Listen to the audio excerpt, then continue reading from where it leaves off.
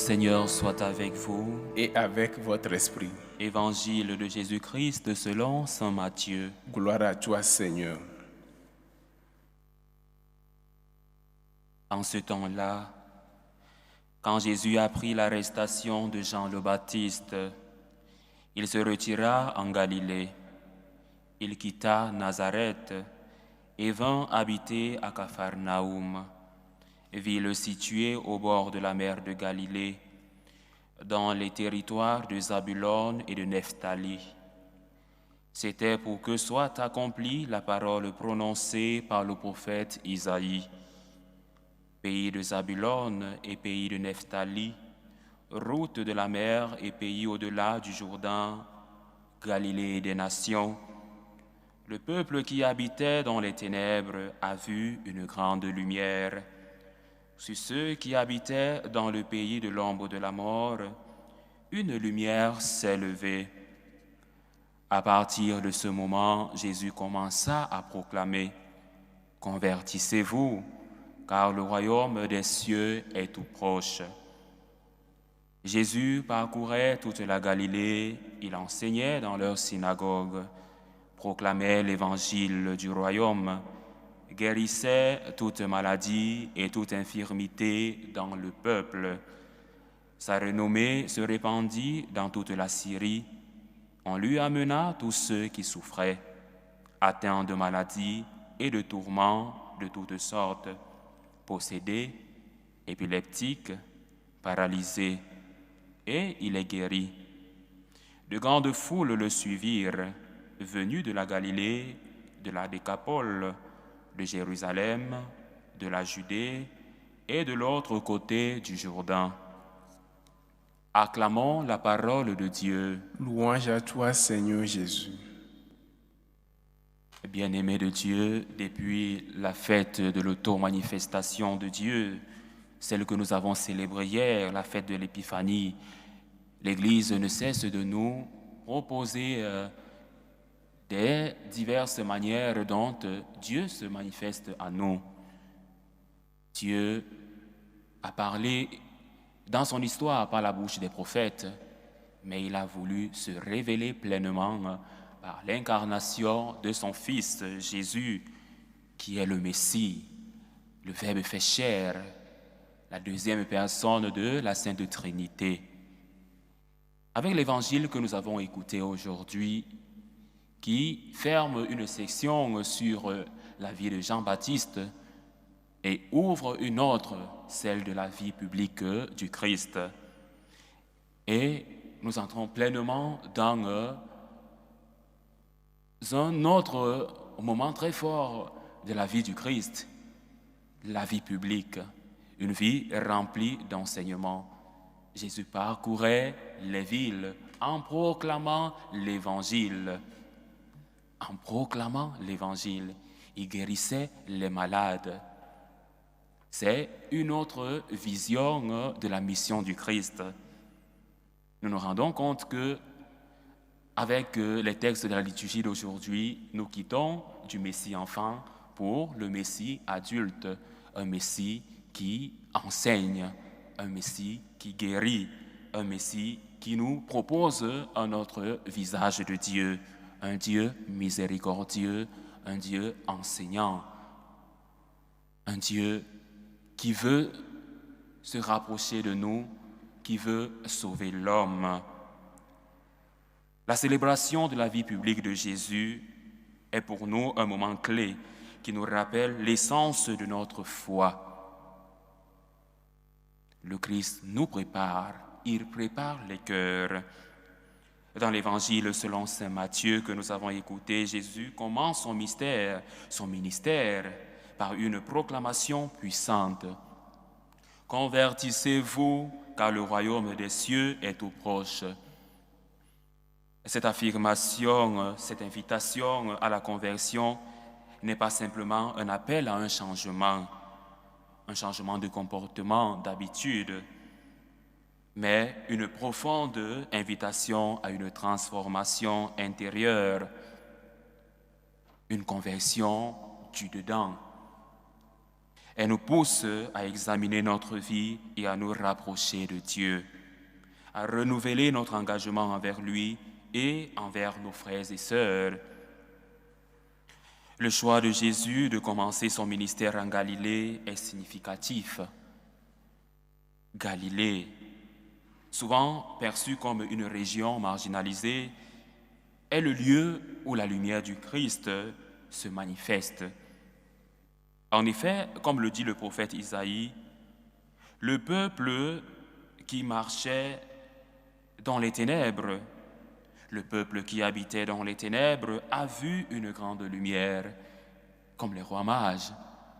Le peuple de Galilée a vu une grande lumière. Et la grande lumière, c'est le Christ. Justement, le Christ qui est la vérité, le chemin et la vie. Le Christ est lumière, c'est lui qui nous conduit. En effet, comme le Christ qui nous invite à le suivre, à le voir comme notre lumière, qui se manifeste aujourd'hui d'une autre manière. Il se manifeste par l'enseignement, par la guérison, par la proclamation du royaume. Cela nous rappelle que, même dans nos propres ténèbres et dans nos luttes, la lumière du Christ peut briller avec force. Le Christ est Dieu. Il est la deuxième personne de la Sainte Trinité. Jésus se révèle comme le guérisseur des âmes, celui qui apporte l'espérance et la rédemption à ceux qui souffrent. Dans notre vie quotidienne, comment pouvons-nous être des porteurs de cette lumière?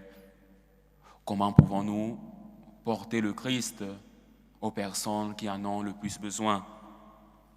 Comment pouvons-nous porter le Christ dans nos familles, dans nos milieux de vie?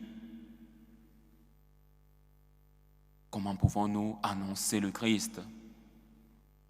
Le Christ lui-même le dit, « Celui qui a honte de moi devant les hommes, celui qui me renie devant les hommes, moi je le renierai devant mon Père. » Alors il est important pour nous de témoigner du Christ, de témoigner du Christ parce qu'il est la vraie lumière, parce que c'est lui qui nous apporte la guérison.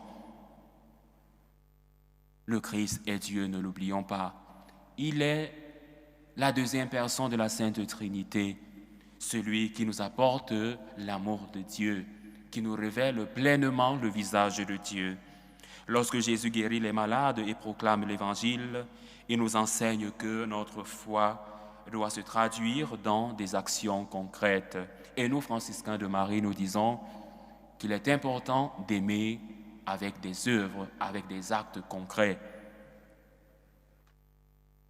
La foi sans œuvre est morte, comme nous le rappelle la lettre de Saint Jacques. Nous sommes appelés à être des témoins actifs de l'amour de Dieu, de la charité. Dieu est amour. Nous sommes appelés à nous engager dans des œuvres de charité et de service, par amour pour Dieu, par gratitude envers Dieu. Cela demande de sortir de notre zone de confort, d'écouter les cris de ceux qui souffrent et d'agir avec compassion et avec amour. Le Christ n'a pas régné sa mission. Il s'est mis à enseigner, à proclamer le royaume, à enseigner, à préparer les cœurs, à annoncer l'Évangile. La première lettre de Saint Jean nous exhorte à examiner les esprits pour voir s'ils sont de Dieu. Examiner les esprits s'ils sont de Dieu. C'est-à-dire nous sonder pleinement, faire un examen de conscience pour voir aussi ce dont que nous faisons vient de Dieu. Dans un monde où les voix sont discordantes, où des problèmes vont grandissant, il est essentiel d'être enraciné dans la vérité de l'Évangile. La reconnaissance de Jésus comme le Fils de Dieu incarné est notre boussole spirituelle. C'est en demeurant en lui que nous pouvons discerner ce qui est juste, ce qui est bon, ce qui peut nous sauver. Être des enfants de Dieu implique aussi d'être vigilants face aux faux enseignements et de rester ferme dans notre foi. Aujourd'hui, il y a une pléthore d'églises. Ces églises qui disent annoncer le message de Dieu, qui annoncent des miracles. Et nous, tout tremblants, nous abandonnons notre église pour aller vers ces fausses églises, parce que nous cherchons le miracle. Le Christ s'est révélé pleinement. Nous, catholiques, nous avons la plénitude de la révélation. Nous, catholiques, nous n'avons pas honte de professer notre foi. Nous n'avons pas honte du Christ, parce que le Christ a voulu que nous soyons la religion mère. En tant que communauté chrétienne, notre engagement pastoral doit s'appuyer sur ces vérités. Nous sommes appelés à incarner l'Évangile dans nos vies, à aimer notre prochain sans condition, et à être des instruments de paix et de réconciliation dans nos familles, dans nos milieux de vie, pour le Christ et par gratitude envers le Christ. Cette conversion que Jésus nous demande est également un appel à vivre et à agir ensemble. C'est ça la signification de l'Église. L'Église, c'est le corps du Christ. L'Église, c'est la communion, c'est le corps mystique du Christ. Vivre ensemble, à bâtir une communauté qui reflète l'amour et la lumière du Christ. C'est cela la mission que le Christ voudrait que tous nous réalisions. Le Christ est la tête de l'Église et nous sommes chacun, nous sommes membres du corps du Christ. À l'approche de la célébration du baptême du Christ, réfléchissons à notre propre conversion. Quelles actions concrètes pouvons-nous entreprendre pour vivre notre foi de manière authentique? Bientôt, nous allons entamer le temps ordinaire. Nous devons nous poser les bonnes questions. Comment pouvons-nous être des témoins de l'amour de Dieu dans notre quotidien? Témoins de l'amour de Dieu. Et l'Église, le Christ dans l'Évangile aujourd'hui nous propose un chemin, annoncer l'Évangile. Oui, c'est la première mission que le Christ nous donne, annoncer l'Évangile, annoncer le Verbe qui est Dieu. Oui, le Verbe c'est Dieu. Nous sommes donc appelés à annoncer Dieu qui est le Verbe, Dieu qui est l'Évangile. L'Évangile est parole de Dieu. La parole de Dieu, c'est Dieu lui-même. Que notre vie soit un reflet de cette lumière qui s'est levée dans les ténèbres. Oui, le Christ est la lumière qui s'est levée dans les ténèbres pour venir nous illuminer. Il est donc important d'accepter cette lumière dans nos cœurs, dans nos familles, dans nos milieux de vie. Le Christ est la lumière qui éclaire nos ténèbres, qui éclaire nos doutes, qui éclaire nos craintes. Laissons-nous guérir par le Christ, la vraie lumière, et qu'ensemble nous puissions marcher vers le royaume des cieux, porteurs de l'espérance que nous apporte le Christ, et porteurs de la guérison de Jésus, de la guérison que Jésus nous offre, que Jésus nous apporte. Disposons nos cœurs à accueillir la lumière, cette lumière qui est le Christ. Disposons-nous infiniment à accueillir le Christ qui frappe à notre porte et qui voudrait justement que nous lui ouvrons nos cœurs, que nous lui disions « Seigneur, me voici, que ta volonté soit faite. » Loué soit Jésus-Christ. À jamais.